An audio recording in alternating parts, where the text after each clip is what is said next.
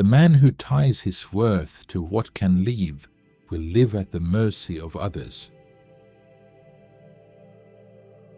Attachment does not always reveal itself immediately. Often, it hides quietly behind good intentions, behind loyalty, behind the desire to be liked, to be chosen, to be approved of. At its core, attachment is simple. It is the act of tying your sense of worth to something you do not control.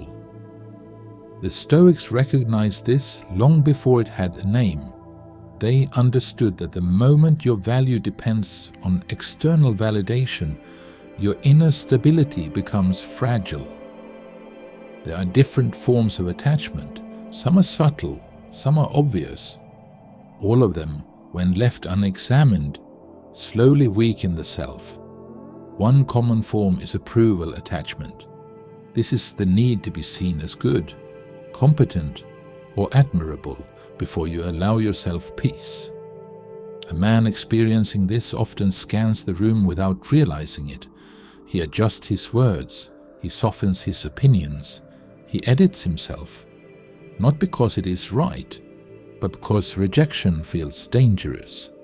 This does not mean he is weak by nature.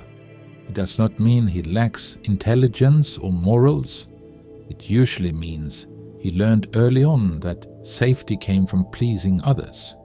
Another form is outcome attachment. Here, a man believes his worth rises and falls with success, recognition, or achievement. When he succeeds, he feels whole.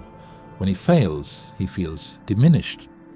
The Stoics would say he has confused effort with outcome and identity with results. There is also relational attachment. This is when a man uses another person to stabilize his sense of self. Without them, he feels incomplete. With them, he feels validated. This is often mistaken for love. But love does not require the loss of self. Dependence does. Weakness, in the Stoic sense, is not about physical strength or emotional sensitivity. It is about internal governance. Weak men are not those who struggle. They are those who outsource their worth. They ask quietly, sometimes unconsciously, "Am I enough?" And then they wait for someone else to answer. This is exhausting, because approval can disappear, outcomes can change, people can leave. When your identity is attached to what moves, you are never still. The Stoics offered another way. They began with a difficult truth. Nothing external can grant you worth, and nothing external can remove it. This is not arrogance, it is clarity. A Stoic man does not deny his desire for connection, he denies its authority over him. He does not say, "I don't care what others think." He says, "I will not let it decide who I am." Self-sufficiency, in Stoic terms, does not mean isolation. It means self-rule. It means your values remain steady even when the room changes. It means your behavior does not shift with praise or criticism or silence. This begins with understanding control. You do not control how others see you. You do not control whether you are chosen.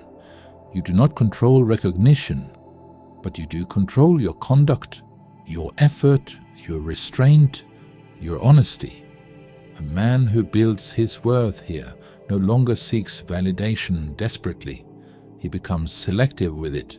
He stops asking, "Do they approve?" and starts asking, "Did I act according to principle?" This shift feels uncomfortable because it removes excuses.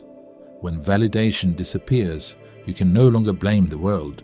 You must face yourself directly and honestly. This is where growth begins. To loosen attachment, a man practices intentional discomfort.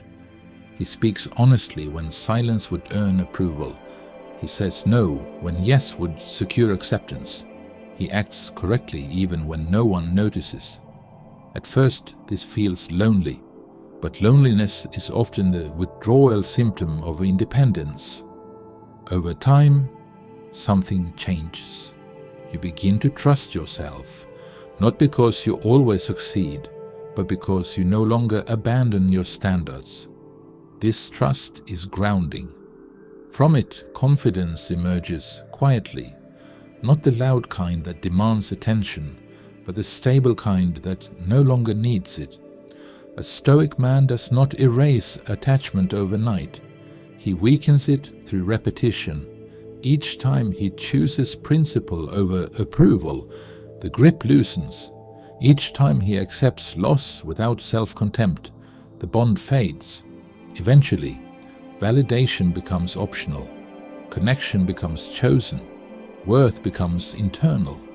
This is freedom, not freedom from others, but freedom from dependence on them. A man like this can love deeply without clinging. He can pursue excellence without tying it to his identity. He can stand alone without feeling incomplete. This is not emotional coldness, it is emotional maturity. The Stoics did not aim to harden the heart, they aimed to steady it. Attachment fades when you stop asking the world to define you, and when you begin answering that question through action, through discipline, through alignment. This is the quiet strength of a self-sufficient man.